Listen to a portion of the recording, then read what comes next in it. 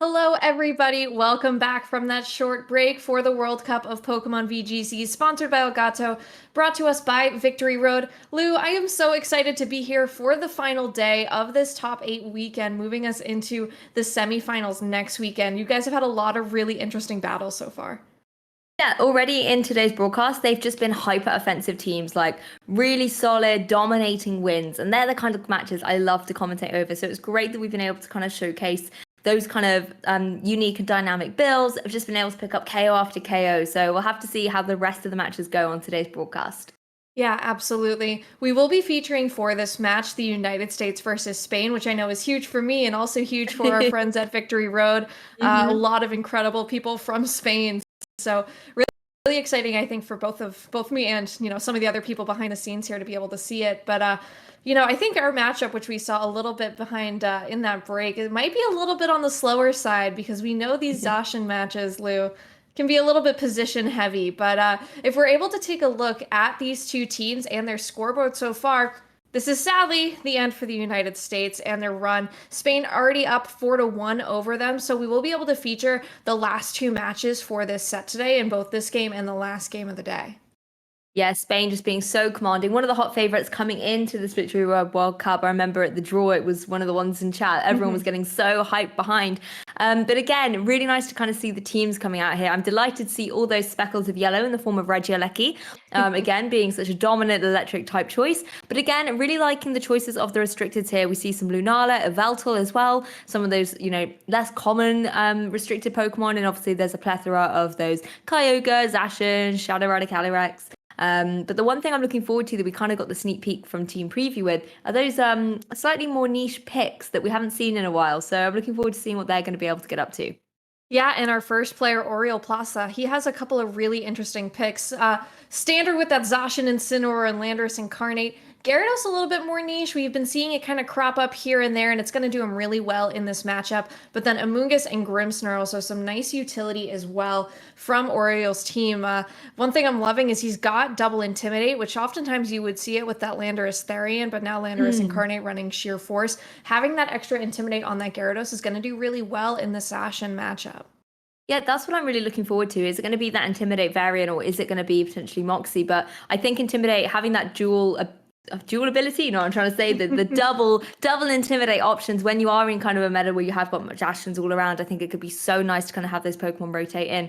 And of course the great supportive Pokemon in the Amoonguss and the Grimmsnarl. Grimmsnarl is one of those Pokemon that I haven't seen in quite a while, but particularly when there is no sort of psychic terrain on the field with any NDDs and things, then you can really be so disruptive with those thunder waves and setting up the screens for the defensive measures. So we might be in for a little bit of a slower one if Grimmsnarl wants to have its way, but who knows? There's still a lot of offensive pressure on that team too. Absolutely. And Oriol's opponent, Kyle Livinghouse, he's going to be bringing another Zacian as well, but he's got a couple more offensive picks. Rillaboom, Landorus Incarnate, the Gyarados again. Gothitelle is an interesting pick, and then the Hydreigon. So Hydreigon, I was taking a little bit of a look at in between these matches, and I don't know if it's entirely the best Pokemon to come to this game because it is such a great counter for Pokemon like Calyrex, which Kyle may have been building to prep for facing. But Gothitelle's an interesting choice here because this would stop that switching of that Intimidates, except for maybe a parting shot or a U-turn. But, that Gyarados doesn't really have any sort of switching moves like that U-turn or that Volt Switch that it typically utilizes. So being able to trap those Intimidates and allow your Zacian to get those boosts could be really, really beneficial.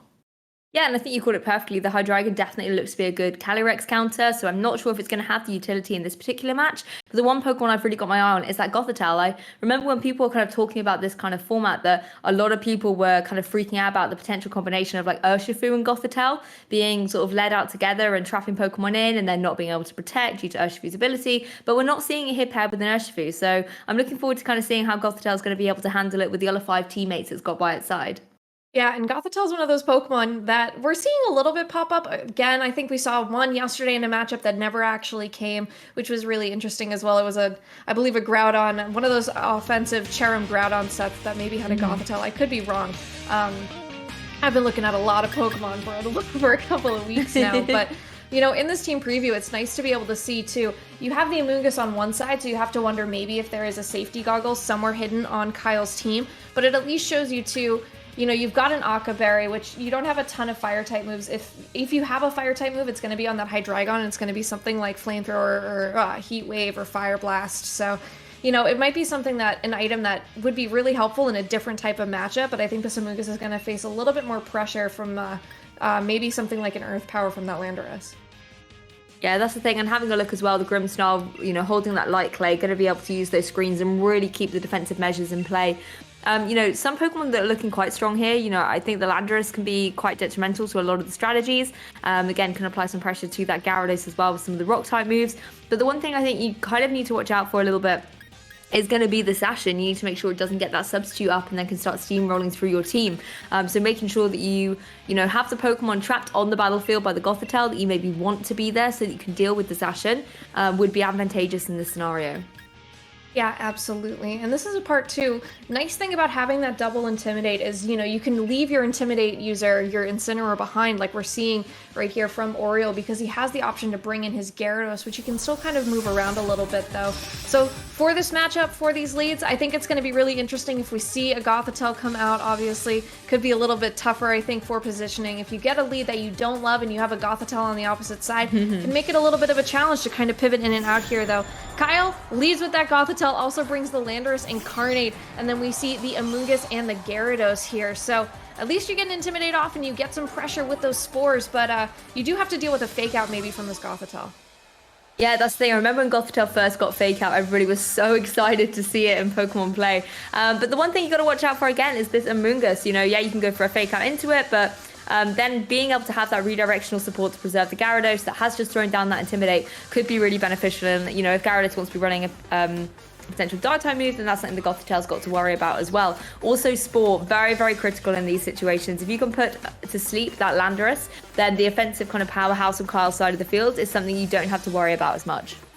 Yeah, absolutely. Even if, you just have to hope that this Landorus, for some reason, isn't carrying safety goggles. Not exactly the item of choice. Landorus, though, not going to want to get spored. Switches out here. Kyle is going to send in his own Gyarados, actually. So two different Gyarados, getting an Intimidate off onto the other Gyarados for possibly those physical attacks like a Waterfall, maybe if it's trying to take one of those. And then we'll see, actually, it is that Waterfall. Waterfall goes into the opposing Gyarados, does very little damage with that Intimidate and that not very effective move here. And then we'll see, actually, the taunt onto that Amoonguss from that Gothitelle, so no Fake Out and a great tech move, not allowing it to go for a Spore and trapped in here, only able to use maybe one type of move if it has it.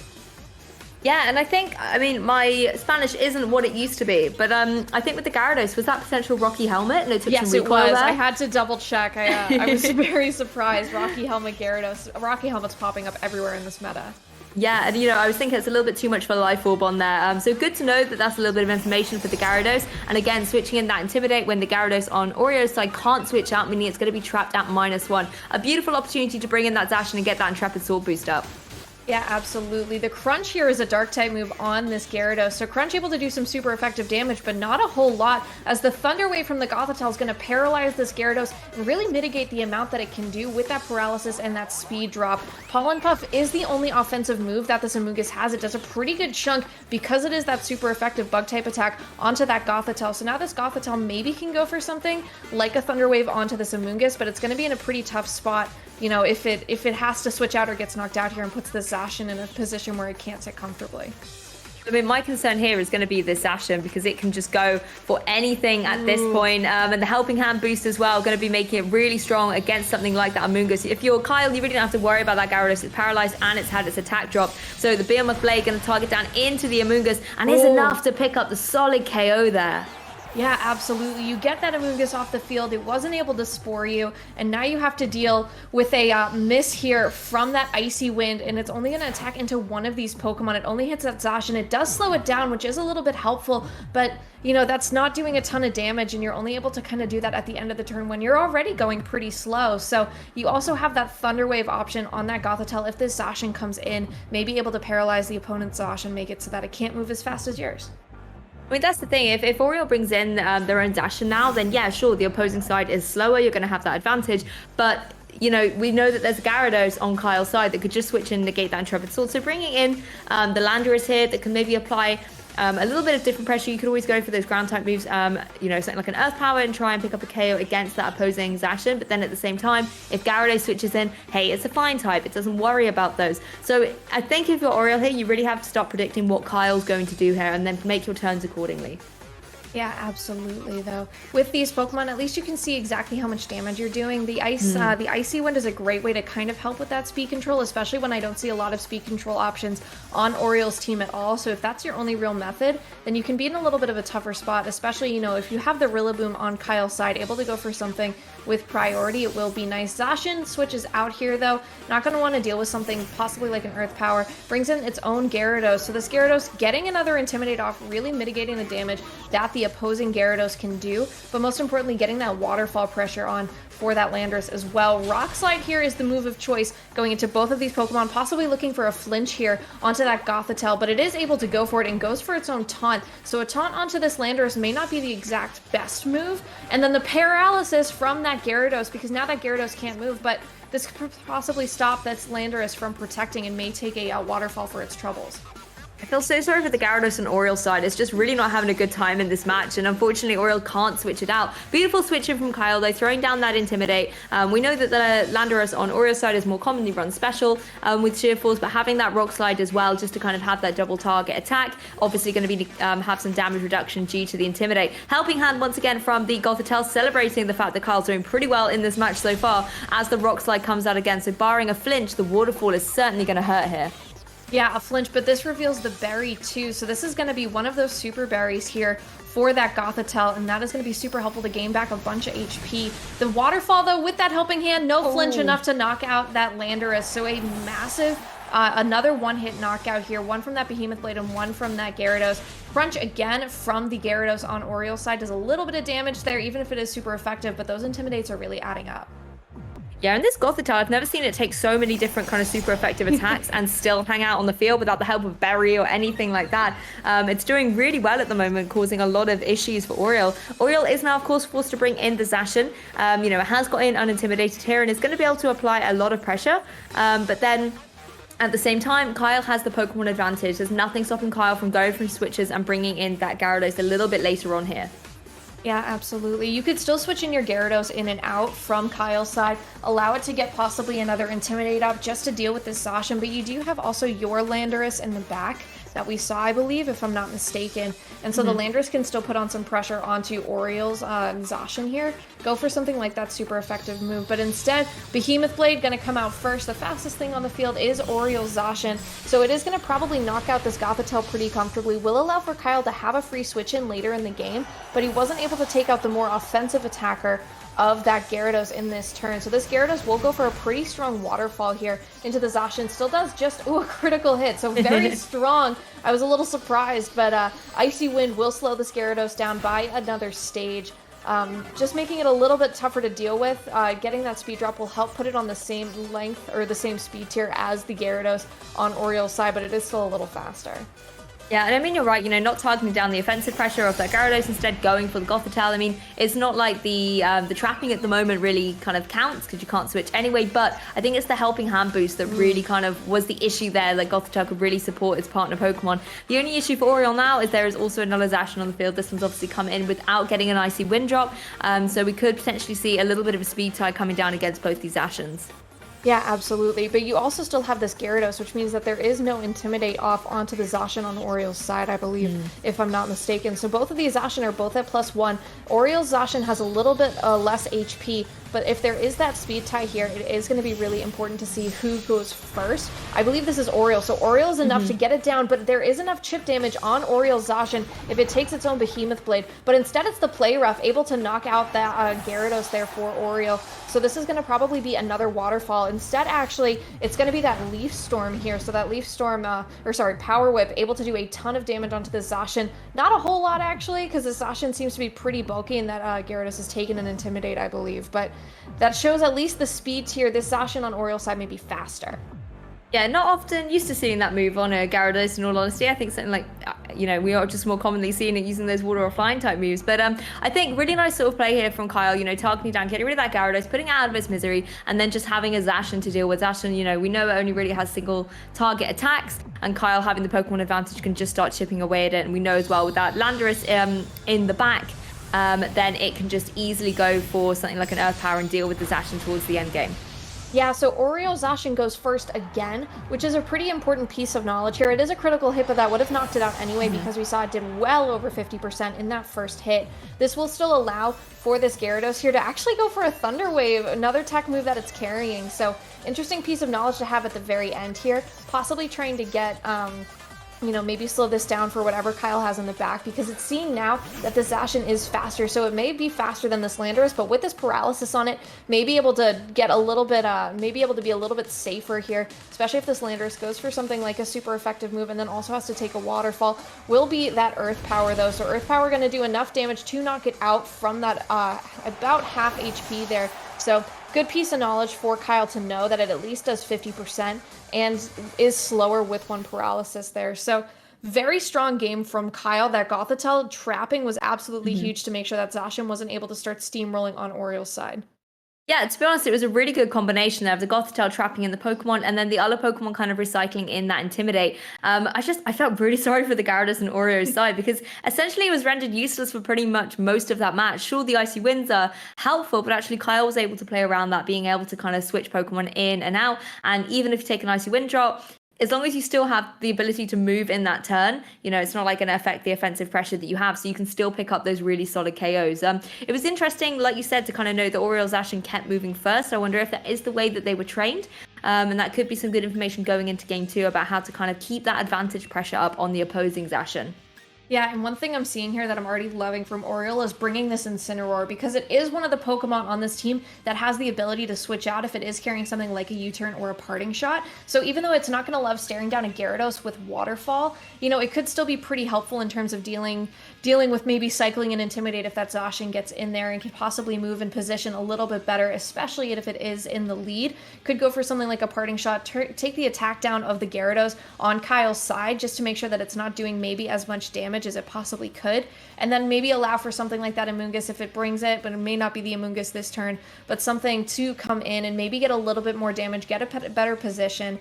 You know, it's all entirely, I think, it's very matchup dependent, because if this Amoonguss comes into this game, you have to be wary of the taunt, you have to take care of the Gothitelle, but it looks like he's changing his mind. This is a tough matchup here, right? We're seeing the decision making in the process, but I do think Incineroar should come to this game. Yeah, I fully agree. And it looks like it did get locked in. It just wasn't out in the starting blocks necessarily. Going to kind of sit in the back and wait for its opportune moment. But I think having that Incineroar is great. Like you said, kind of having the Intimidate utility there, being able to still switch for something like a parting shot, and of course being able to utilize Fake Out. That's something that can be so pivotal in any kind of Pokemon match. And I think being able to have that fire pressure on the Zacian as well could be critical towards the end game. The leads are coming out though. Same exact lead from that game 1 for Kyle. A little bit different here, Landorus and Gyarados. So 2 Landorus incarnates facing each other here. There won't really be too much of a worry for taunt, I believe, this time, but you do now have that fear of Fake Out. So Intimidate not doing too much here to either of these 2 Pokemon. They are special attackers, but it's going to be pretty interesting to see kind of what the plan is here. You could go for an Icy Wind or a Waterfall, both into that Landorus slot, and both could be pretty good because not a lot of Pokemon want to switch into a Waterfall from a non-intimidated Gyarados. That's very true, and the Icy one would be a nice play to deal some significant damage to that opposing Landorus, as well as obviously getting the speed drop. Even if Landorus wants to switch out to kind of avoid any of those Icy moves, then whatever comes in is going to have its speed dropped anyway, so it does still give Oriol a good position going into the next turn. At the same time, if I was Oriol, knowing the disruption and sort of frustration that Gothitelle put me through in game 1, I would want to try and remove it as quickly as possible. Landorus is, however, going to get in on out of here. Yeah, Landorus does not want to deal with that damage. Going for that same switch to possibly get that Intimidate down and maybe take a Waterfall if Oriol's Gyarados went for it. Just going with that exact same game plan that Kyle had. It's going to actually be a Fake Out onto the Landorus this time. So no taunt, obviously not onto either of these Pokemon. A Crunch, though, from the Gyarados does a little bit, like about 30% HP to that Gothitelle. So not as much offensive pressure as I think Oriol would have liked. Yeah, that's the thing. These Intimidates really pulling through to help out the Gothitelle. I'd be interested to see how much the Crunches actually were doing without the Intimidate, whether it could be, putting it more in range or something like a two kind of hit. But definitely kind of this Gothitelle is here to stay on the field. They can easily go for something like the Helping Hand now and target down into that opposing Landorus if Landorus doesn't have the ability to protect. Yeah, absolutely. If they go for something like that taunt and prevent that protect and then allow for another waterfall, we saw how much damage that was able to do. It did have that helping hand. Protect, though, this turn from this Landorus means that it's not going to be able to take any damage. So then we'll actually see no helping hand here. Another crunch from the Gyarados on Oriol's side, which means it could have possibly gone for something like a Thunder Wave here. It does get the drop, though, on its defense stat. And then there is a waterfall into that Landorus, but the Landorus protected, so it's not going to take any damage. But the Thunder Wave onto this Gyarados once again, making this Gyarados kind of a sitting duck here. Going to be going very slow, not going to be able to put out as much offensive pressure. Going to have to maybe go for Icy Winds to drop the speeds of the two opposing Pokemon to get down to its level. I mean, here we go again with that Gyarados. It's having a rough time in this set. Been intimidated, it's super slow and paralyzed at this point. I was going to say the defense drop on the Gothitelle could be really critical, just be picked up by another crunch. So I think it's wise by Kyle to switch it out here. We can see though the Earth Power, however, obviously going into the Flying type, not going to be doing anything. The Waterfall, on the other hand, dealing a huge chunk to the Landorus on Oriol's side. Yeah, but an Icy Wind's going to do a good amount of damage onto that Landorus for what an Icy Wind is, really, just with that power. Slowing down both of these Pokemon. This will allow Oriol to switch around, though, if he wants to get his Gyarados out of the game, possibly. Unless this Gothitelle switches right back in, which could also be a little bit tougher for Oriol. But, I think this is a really nice spot here. For Oriol to be in now that he has this kind of pressure, even if he's going a little bit slower. The Landorus could possibly go for something like a Sludge Bomb here if it has to, if it can't get an Earth Power off into either of these two flying type Pokemon. But a nice switch because you're at least able to know that, that Gothitelle is now able to come back in with a little bit better, with a little bit of fake out pressure for the first of all, and then not having that defense drop as well. Exactly, and Gothitelle, we've seen how disruptive it is, so it's nice for Kyle to kind of have it preserved in the back. Like I said, Oriol's got a big decision to make here. Can you try and do a switch before you're trapped back on the battlefield? You can see the seconds ticking away here, because every decision is critical when you're a game down in a set. The Landorus on Kyle's side, however, going to be making the first switch. Yeah, Gothitelle comes right back in here to be a bit more of a problem. Another protect from the Landorus this turn, so this Landorus thankfully won't be taking any damage from this waterfall that is once again targeting it down and being so tough to deal with. Another waterfall though from the from the Gyarados on Oriol's side. It will hit into the Gothitelle and be enough to hit that berry. So now that berry, at least it is a citrus berry, my bad. So that citrus berry will get it back up to just under half of its HP there. Make it so that it's a little bit, so it's able to deal with at least one more waterfall and go for a fake out on the next turn into either of these two Pokemon. Yeah, even something like the crunch there, the Gothitelle's going to be able to take one more of those quite comfortably. And having that fake out pressure, you can just target down into that Landorus. Obviously, we've just seen Protect. It's going to be a bit risky if Oriol wants to try and lock into that again. And then the Waterfall's just going to be able to come through. Does try to go for the double Protect, but fails to get it. Oh, absolutely fails to get that. Takes a fake out as well. We'll possibly be taking this waterfall here. So yeah, that waterfall now brings that Landorus down to 0 HP, knocks it out of this game. So now Oriol may have to bring in something like his own Zacian. Even if this crunch brings this down, doesn't even get it into the bottom 25% of that HP here. So you could possibly bring in your Zacian. You could also bring in maybe that Incineroar that he has. Incineroar is not going to love taking something like a waterfall, but if you can get off a parting shot possibly, lower the special attack and the attack of either of the two Pokemon on the opposite side of the field, and allow for some pivoting, it could be really nice, especially having this Intimidate onto that Gyarados, who now won't be able to do as much damage as it was in the prior turns. Yeah, and I think if you're Oriol now, you need to think, is one more crunch going to be enough against that Gothitelle? I feel like it's going to be very close, possibly not actually going to be able to do it due to the damage you saw previously done. But in this possibility, you could go for the fake out into that Gyarados, just stop the Incineroar from having to take a waterfall here. And then just try and pick up the KO against that Gothitelle, which would allow your Pokemon to then go for those switches later on. But again, wouldn't be surprised to see the Incineroar just try and throw down a parting shot here. Yeah, actually, this Gyarados switches out here, not going to want to deal with something like a fake out, brings in the Landorus Incarnate. So actually the parting shot here, no fake out, parting shot goes into that Landorus Incarnate, will drop the attack and the special attack, most importantly the special attack of that Landorus, but that Landorus can just switch back in for something like that Gyarados, because that Zacian is going to be the last Pokemon here and it will come onto the field. It's not going to want to get intimidated by that Gyarados in the back, especially if that Gyarados can come in and out for free if this Gothitelle, doesn't get knocked out Actually goes for a Thunder Wave here into that slot where the Incineroar was, but a Thunder Wave on this Zacian is absolutely huge here for Kyle, because now Zacian's going to be moving slower than his own. Crunch, though, it is enough to knock it out. So Crunch is going to be able to, with a critical hit, one of those moves that has a little bit of a higher critical hit ratio, I believe. So getting that critical hit is absolutely huge, because now you can kind of move around a little bit, even if you don't want to deal with something like an Intimidate and you want to get your own Intimidate onto the field later.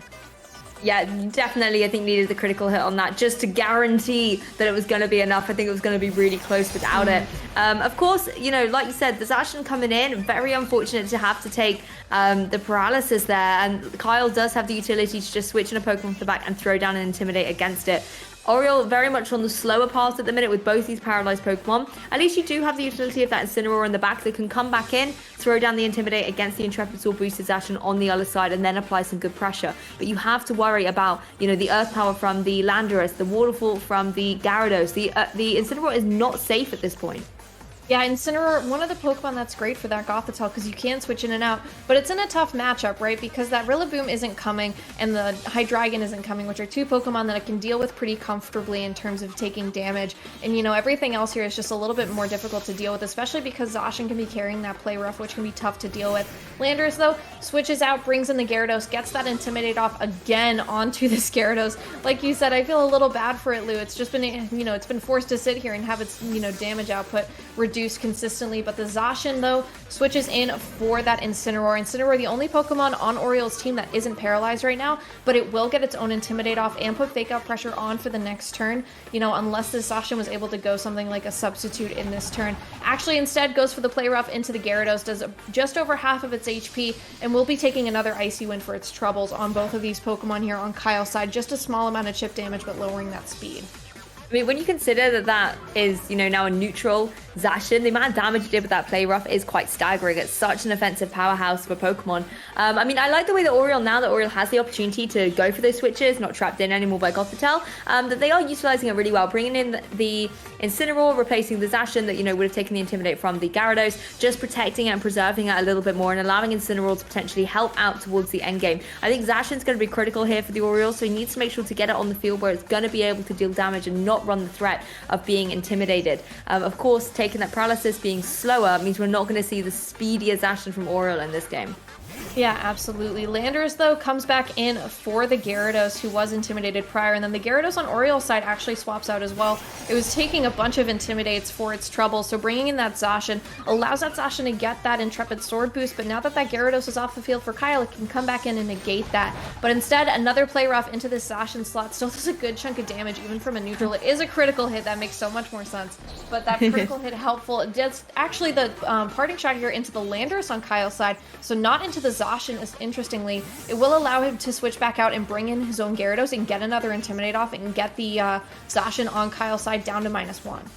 It's really nice these parting shots do keep catching that Landorus, because the Intimidate can lower the physical attack of a Pokemon, but hitting on that special side, you need the parting shot to be able to do that. And when you take a look at the remaining Pokemon on Kyle's side, the only one you really want to hit with that is going to be that Landorus. So nice catch there by the Incineroar, and obviously keeping the Intimidate a little bit later on. This is where Oriole can apply a lot of that pressure. You've got Intimidate in both the Gyarados and the Landorus, and although Gyarados, we know, has not been able to shine in this particular set so far, the ability is still very critical towards the end of this game. Yeah, for sure. Landorus, though, probably going to want to maybe switch out here again. If it's not able to put off as much offensive pressure, even if it will go faster than Oriol's Zacian, could be a little bit tougher here. But the Zacian instead will be the Pokemon switching out for Kyle, and it's going to bring in his own Gyarados. Once again, getting that Intimidate off, getting the Zacian down to neutral attack for Oriole, and also getting this Gyarados down to a -1 attack as well. Zacian, though, also going to switch out. We're hitting this point now that Gothitelle is off of the field, that everybody's switching around. That positioning is so much more important. Another Intimidate here from the Incineroar. Going to bring the attack of the Gyarados down to -1. Not going to worry too much in terms of dealing with that Landorus, who is going to go for a Protect this turn. It's possibly not going to want to take something like a Waterfall or an Icy Wind as well, so that Icy Wind won't hit into that Landorus here, but it will hit into that Gyarados. Will slow it down a little bit here, do a small amount of chip damage, but Oriol's Gyarados hasn't been putting off the offensive pressure I think it needs. Lowering the speed is helpful, but if you're not doing, you know, some decent damage throughout this game, I think you're going to be in a tough spot. Yeah, I completely agree. We've seen how effective Gyarados can be on Kyle's side for picking up the KOs and doing significant damage. But unfortunately, Gyarados for Oriole just hasn't been able to be in the position to do that. It's just constantly had its offensive pressure sort of squashed or, had to switch out to reset any drops. But I think you're right as well in what you say. Like, now that they've got the freedom to literally make these switches, Oriole is taking full advantage. And we are seeing a little bit more of the characteristics of a normal Ooh. Pokemon match. Incineroar, what a clutch survival.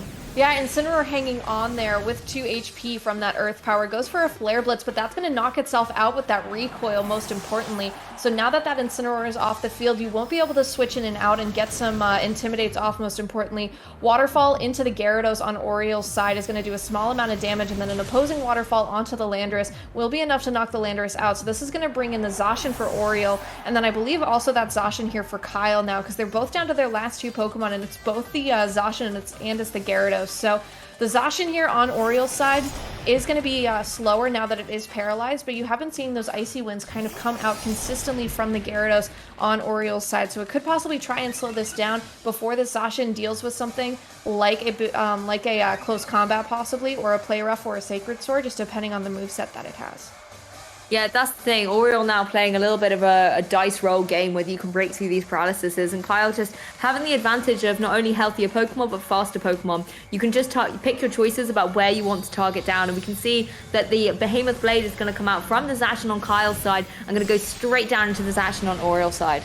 Oh, and that is enough to knock it out. +1 Zacian without dealing with any Intimidates on both sides. Being the faster Zacian, super important for Kyle because he was able to take care of the Zacian on Oriole's side. And a Power Whip, not doing enough damage to knock out the Gyarados here, who's going to go for a Waterfall onto the Zacian on Kyle's side. So, no Icy Wind, so it's still showing that the Gyarados on Kyle's side is faster, even with that Power Whip. So Power Whip's also not the most accurate move, and I think this is going to pretty comfortably wrap this game up for Kyle here. This Gyarados not able to do anything with the speed that it needs to be able to deal with something like that Zacian, and that really early catching of that Zacian with that Thunder Wave was absolutely huge because, Zacian is a Pokemon that loves to go fast. It doesn't always hit the top of its speed tier because it can be a little bit bulkier, even if it is one of the fastest Pokemon in the game.